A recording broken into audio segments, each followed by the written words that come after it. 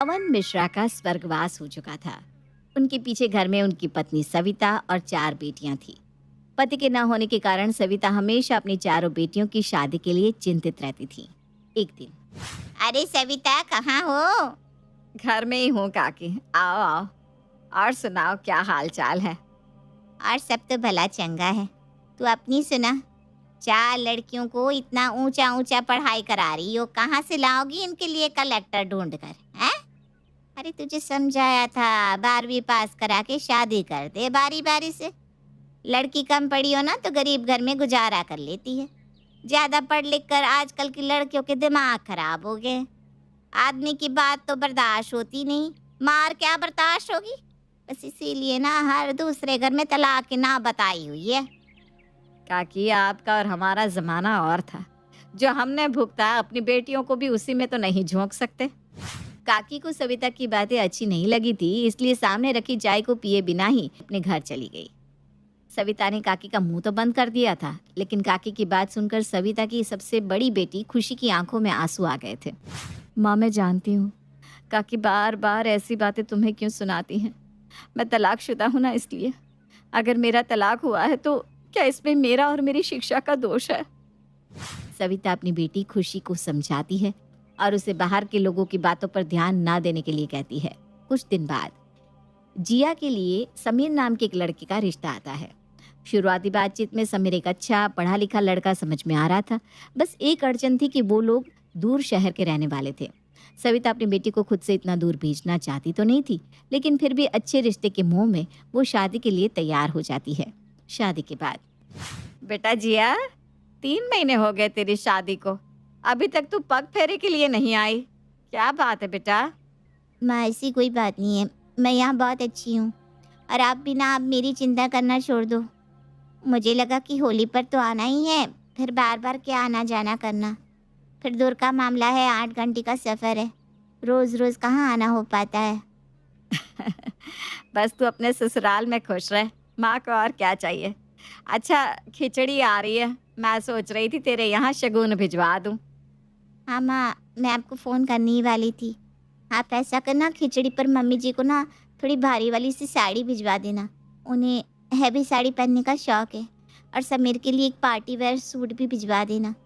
इसके अलावा मेरे ससुराल में पहले खिचड़ी पर 10 किलो दाल, 50 किलो चावल और कम से कम 5 किलो मिठाई ज़रूर भिजवा देना। इसके अलावा आप देख लेना जो आपको देना हो। मम्मी, ये जिया को क्या हो गया है?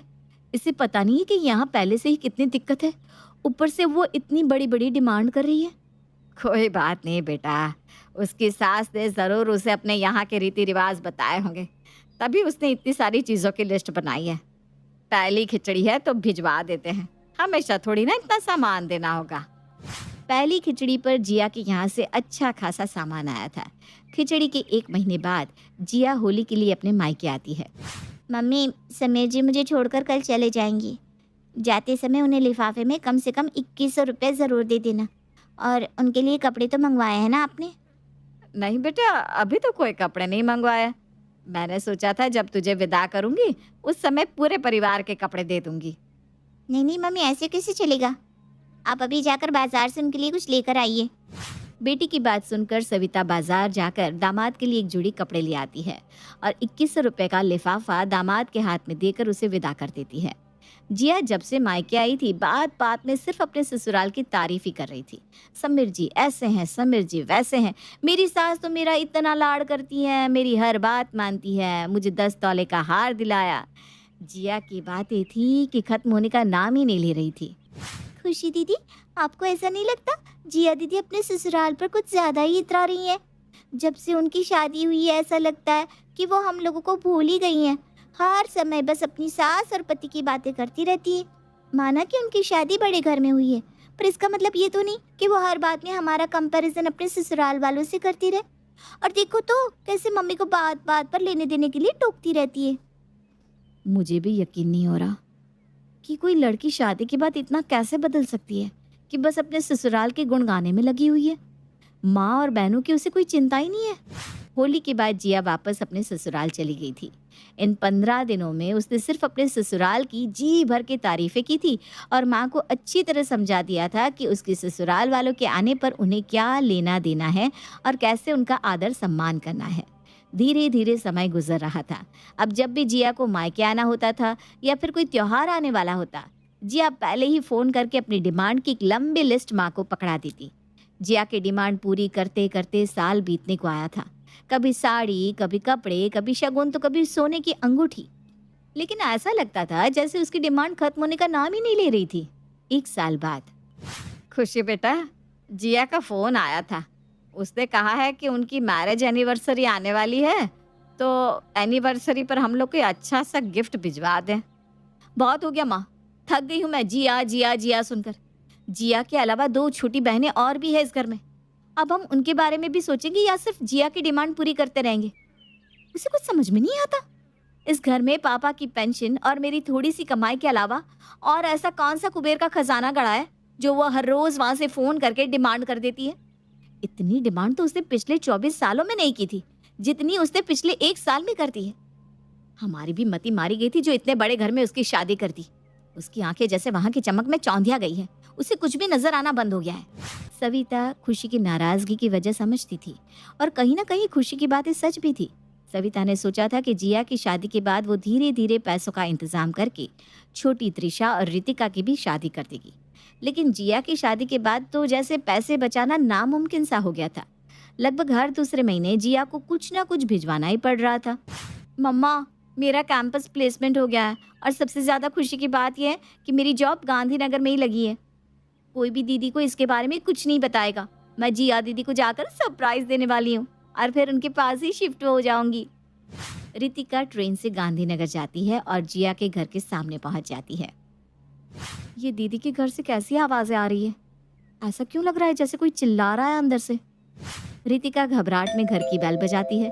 2-3 बार घंटी बजाने के बाद जिया आकर घर का दरवाजा खोलती है। उसके बाल बिखरे हुए थे। आंखों के आसपास फैला काजल देखकर समझ में आ रहा था कि अभी जो रोने की आवाज आ रही थी वो जिया की ही थी। उसकी हालत बहुत खराब दिखाई दे रही थी। उसने पुरानी सी साड़ी पहनी हुई थी और शरीर पर कोई गहना भी नहीं था। दीदी, ये कैसी हालत बना रखी है आपने? सब ठीक तो है ना? रितिका, तू अचानक यहाँ कैसे आ गई? बता कर आना चाहिए था ना। दीदी, आपको मुझे देखकर खुशी नहीं हुई? ऐसी बात नहीं है रितिका, खुशी क्यों नहीं होगी? चल अंदर आ। रितिका जिया के साथ अंदर जाती है। अंदर कमरे का हाल देखकर उसको पक्का यकीन हो जाता है कि अभी कुछ देर पहले जरूर दीदी के साथ यहाँ कुछ तो गलत हो रहा था। कमरे के अंदर कांच के ग्लास के टूटे हुए टुकड़े बिखरे हुए थे। दीदी के हाथ की टूटी हुई चूड़ियां जमीन पर पड़ी हुई थी और दीदी के हाथ पर चूड़ी चुभने के कारण जख्म दिखाई दे रहे थे। दीदी, अभी मैंने अंदर से किसी के चिल्लाने की और रोने की आवाज सुनी थी। सच सच बताओ दीदी, क्या हो रहा था यहाँ? तू ना ज्यादा जासूसी मत कर, कुछ नहीं हो रहा था। आप मुझसे झूठ नहीं बोल सकती। दीदी सच बताओ ना, यहाँ पर क्या चल रहा था? आप तो अपने ससुराल की बहुत तारीफ करती थी कि जीजू आपको महारानियों जैसा रखते हैं। महारानी ऐसी फटी पुरानी साड़ी पहनती है, ना तो चेहरे पर कोई खुशी है, न नाक कान में बाली है। आप तो ऐसी कभी नहीं थी दीदी।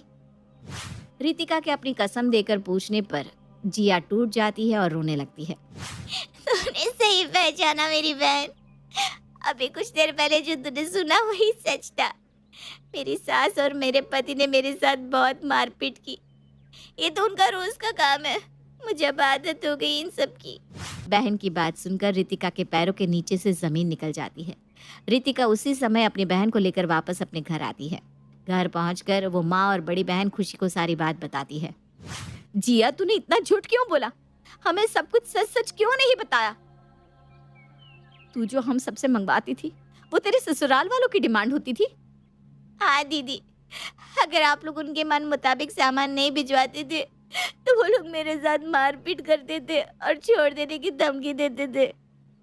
लेकिन मेरी बहन क्यों ऐसा नर्क बर्दाश्त किया? क्यों नहीं सब कुछ छोड़कर आ गई? दीदी, आपने सुना ना काकी और बा के रिश्तेदार क्या बोलते थे?